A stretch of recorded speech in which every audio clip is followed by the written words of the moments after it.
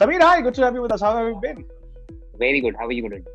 I'm doing very well, Sameer. Good to have you with us. Excited to have you with us. These are exciting times in the Indian markets. What we've experienced are very, very exciting times, right? When we saw the kind of liquidity rush that we did. I think the market has gotten, while the complexity is increased, right, by many, many folds, right? While the consumer is graduated, right?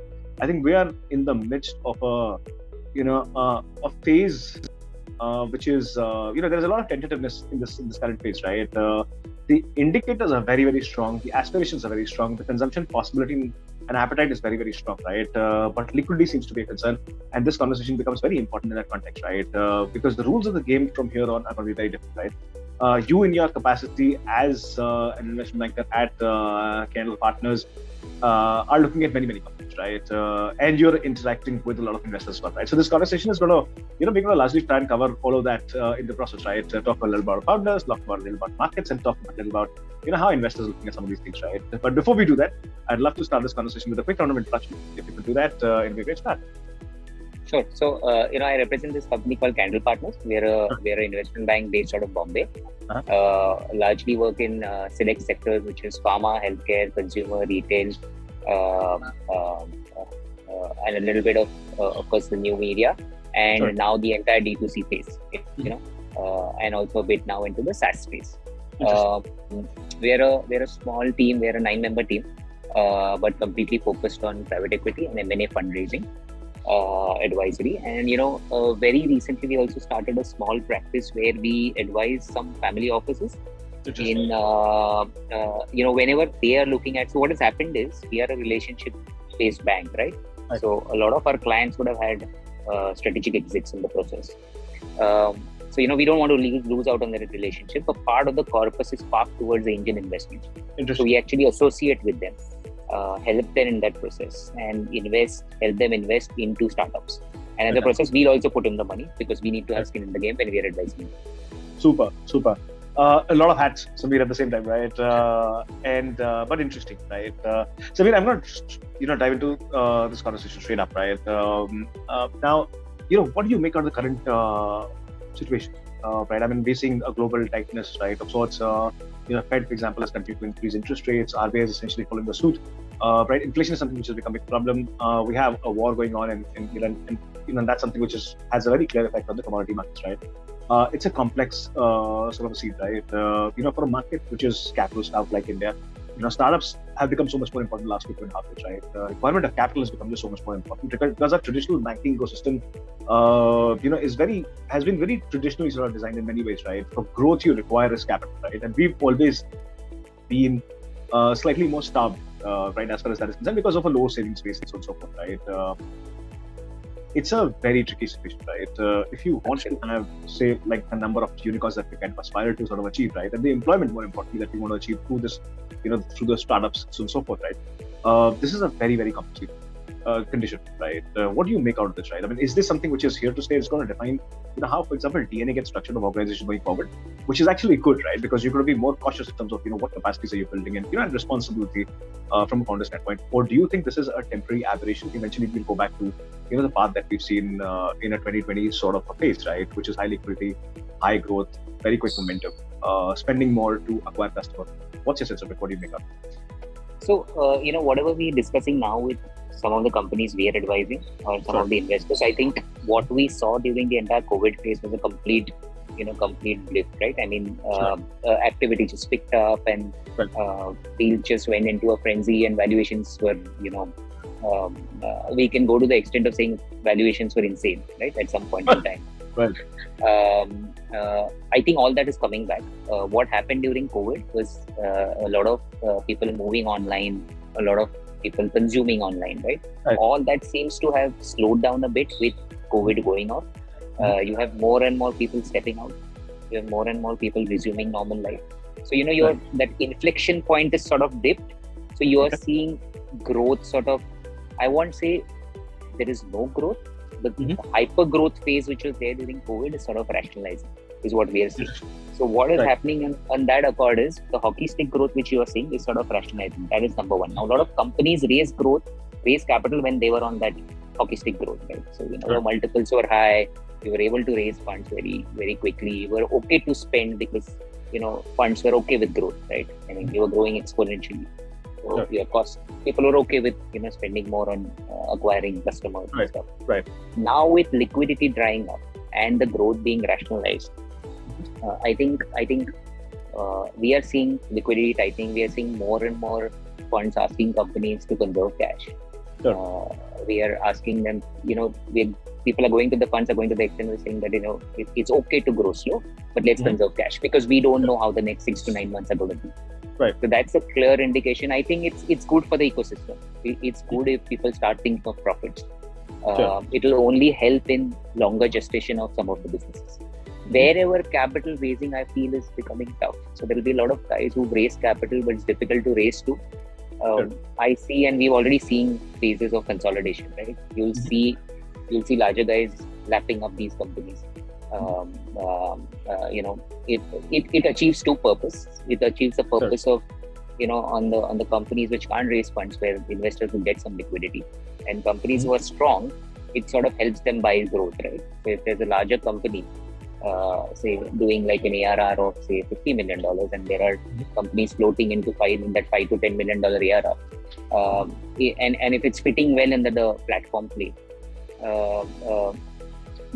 it also helps while the growth has sort of stagnated there.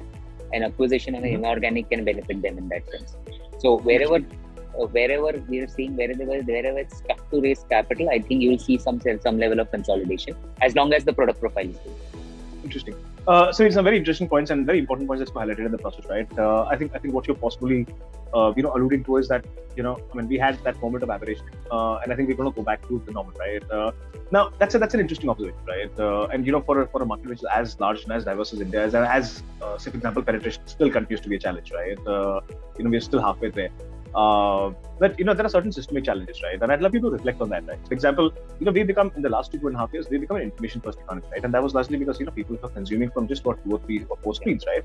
We've become an information first economy, right? Which essentially mean that while we will consume from an offline online, right, sort of an ecosystem, right? I think offline will continue to be more experiential in nature, right? Sure. Now that could possibly be factored in as a factory cost of the business, right? But I think the acquisition, or at least the influence, will continue to be online, right? Now, while this is very good, right, because it gives you certain visibility in terms of what's your customer like, what's the demographic which is responding to, say, your advertising or your communication or whatever, right? But anybody else who's in the same space is equally competitive, right? Now, what do you make out of this, right? This makes, to me, at a distance, this makes the equation to be very fuzzy. You don't have very, very clear answers, right? The other thing is that because of the regionality that we have, that could add to the complexity of this behavior. But do you think we've become an information-first economy in many ways, right? And that just makes it a level playing field for everybody out there. No, I think you made a very good point. Actually, people have become more conscious. You'll actually see people going on the internet, looking at a product, looking at the ingredients. So let's take health foods for a perspective, right? The entire health food and the health quotient plan. You actually see people reading, taking a packet and actually reading, what are the ingredients in this? What is the quantum of sugar? So let's take for an example a Slurp farm, right? I mean, a lot of moms today, historically you will have, you consuming anything, but now you have an informative product like a Slurp farm, which is telling you it's millet based, it's less sugar. So you're absolutely right. What this phase did is, it gave rise to a lot of companies selling, as you said, it's an informative economy now, targeting the right set of customers, sort of educating them, have a quick, having a basket of products which can reach a customer faster. So I guess that you're right, that trend will continue. So you'll see more and more people it's very difficult for traditional companies to do that, right? I mean, if you look at let's assume a large FMCG company. I mean, the entire process from a R&D to a launch is a lot of time for these guys. But for a lot of these younger startups, the process is actually very quick. You will see new products getting launched in 2 to 3 months.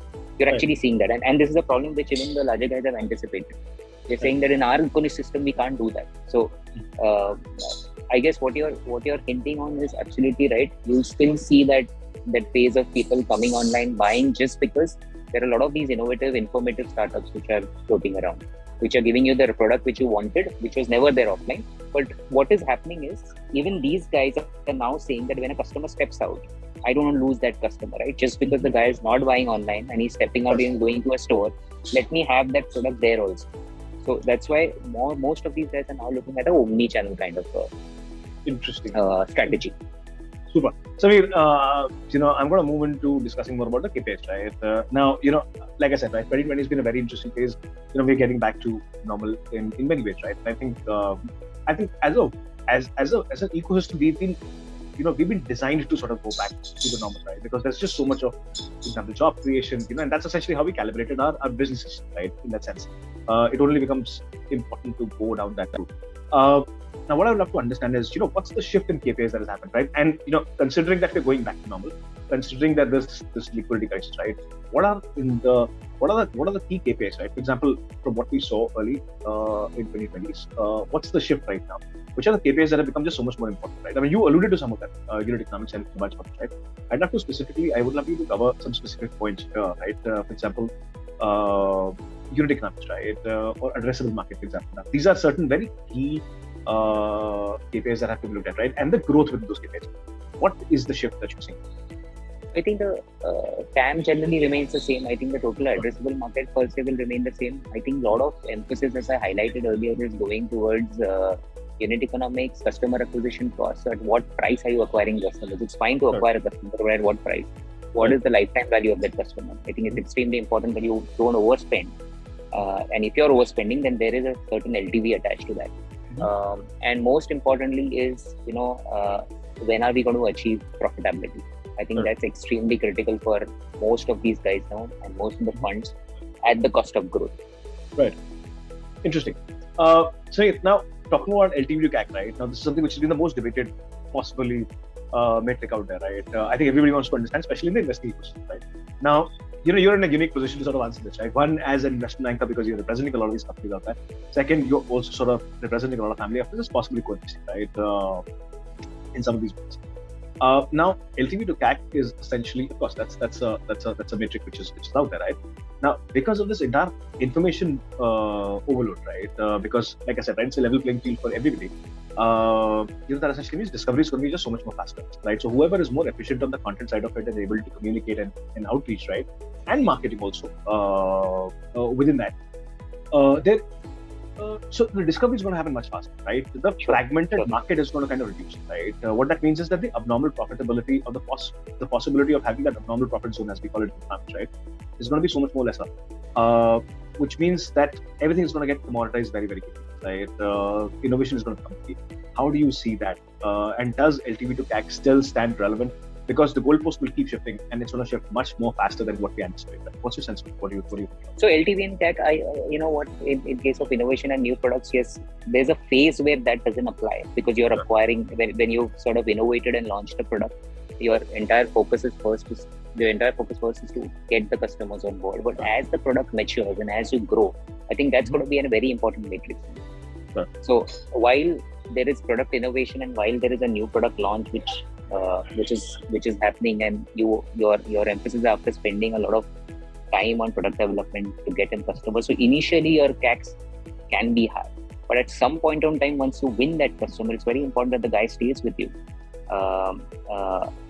He's like crossing over multiple products. He's with you to in your entire life cycle, if I might say.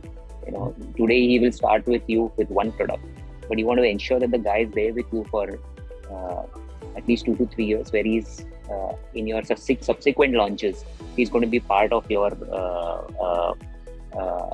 entire sales journey, if I may say. Sameer, what do you make out of the homogeneity that we're seeing in the Indian market, right? Because of the content consumption that is there, and because people are consuming just for 4-5 screens, right? There's a certain sense of homogeneity coming, which is, and especially in the younger audiences, right? Especially in kids today.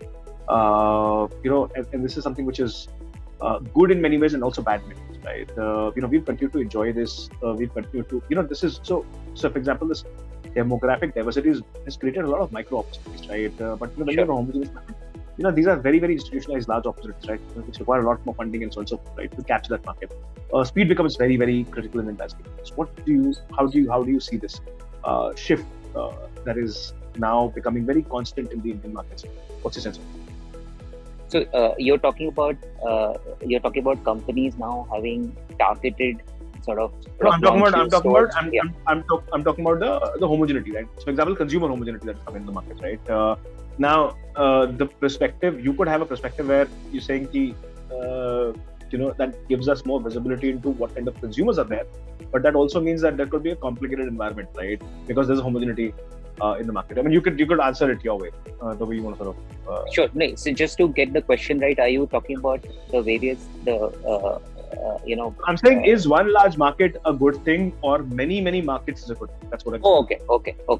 I mean, South is different from North, West is different from East. Got it. I think if you look at let's take it by segments. Let's assume there is a beauty and personal care products company, right? There you're largely saying, so if you look at men's grooming, right, that was never existing, and not many traditional companies were targeting that. Right. You have a very, very strong focus from these companies towards men's grooming, and they're focusing on that and they're continuing that focus. So that is doing fairly well. You have a lot of, from a target perspective, they're sticking to men's grooming. I think eventually after there is a saturation point, which I don't see there is, but so that's like a good space to be in. As far as a lot of beauty and personal care again is concerned, I think there are a lot of sort of unisex companies, but they're focusing on specialized things like natural, vegan, cruelty free, these kind of companies. So I think these target men and women, but they're differential. They're different in that sense. If you look at the entire infant space, so I spoke about Smurf Farm, right? Targeted towards children, very, very focused on children and wanting to, there are talks of they'll now slowly move towards the middle space company, but the focus is towards children. So, there are pros and cons.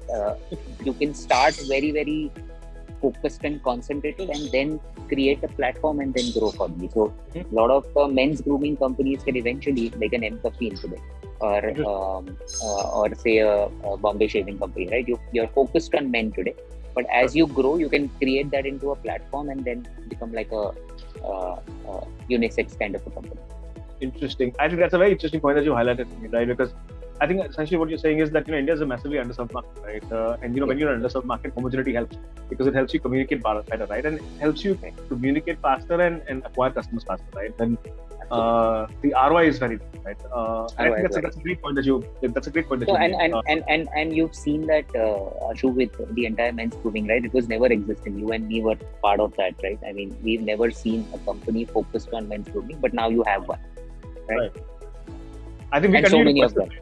We continue to question, right? This entire, the metrosexual, avatar of sorts, right? That started got discussed, right? But you're absolutely right. I think this is a fantastic opportunity, right? An underserved market, homogeneity helps an underserved market, right? And I think that's a great point that you made me. Sameer, towards the end of the conversation, I have to understand, from a fundraising standpoint, right? What are some of the key things that have become so much more important from a founder standpoint, right? Like I said, aspirationally, from everybody wants to be an entrepreneur. Like capital continues to be a challenge, right? What are some of the things, if you were to advise, if you were to pull it out on this, right? What would that be? I'd love to catch that towards, as we come to a close of the conversation. Yeah, I think very, very, very, very important is longer gestation for your business. I think most of the founders should appreciate that we are not just here for the funding game. Sure. Raise capital quickly, acquire customers quickly, but there is no gestation towards your business. I think most of the guys should appreciate that we are here for a long haul, and how do we build a sustainable business. Now, a sustainable business can be built once you focus on a lot of aspects. It's not only customer acquisition, but the customer should stay with you. How do you keep him engaged? I think extremely critical to keep the guy engaged and to have him with you for a couple of years. In that entire process, to ensure unit economics are true, your gross margins are high. You cannot start a product business, especially with gross margins in the 40 to 50% range with aspirations that you will take it high. No, I mean, gross margins have to be high for you to ensure your costs below your gross margins can be afforded, right? Because you'll have a corporate team, you'll have your marketing costs, you'll have a distribution cost. So I think very, very important thing from a customer, from a product evolution, from a longevity of a customer, and from a profitability.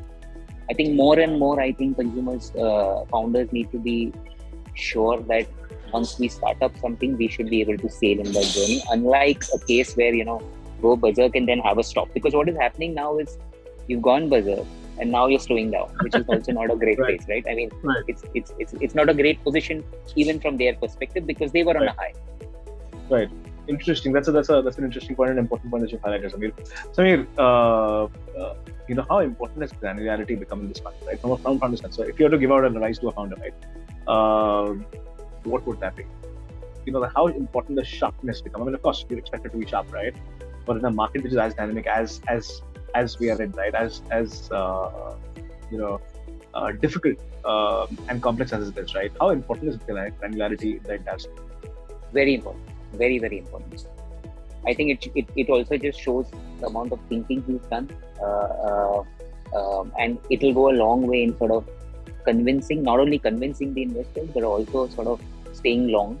As I just mentioned in my previous point, looking into all the aspects of your business at the start and ensuring longevity. I think granularity is extremely critical. Super.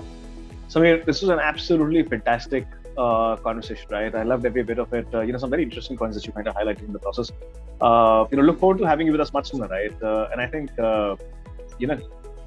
especially the last point that you kind of highlighted, right? Granularity in a market which is as connected, as transparent, as complex, as aspirationally high, and as sharp, right? From a shift standpoint, right? And as aware, right? I think it's important for founders to be very, very, very agile, right? I think this is an environment which is not going to be very forgiving, right? Once you lose a customer, you lose a customer. There's going to be somebody else who's going to service that customer better, right? So I think that being agile in the market, being at it, I think is so much more important. And I think that's a beautiful point that you kind of highlighted towards the end of the conversation. It was a pleasure to host you, Sameer. Look forward to having you with us much sooner, discussing more aspects around fundraising, because that's again a very, very critical piece, right? And all of the dimensions of fundraising, right? Sameer, thank you so much for doing this. Thank you so much. It was an absolute pleasure talking to you. Thank you. Thank you.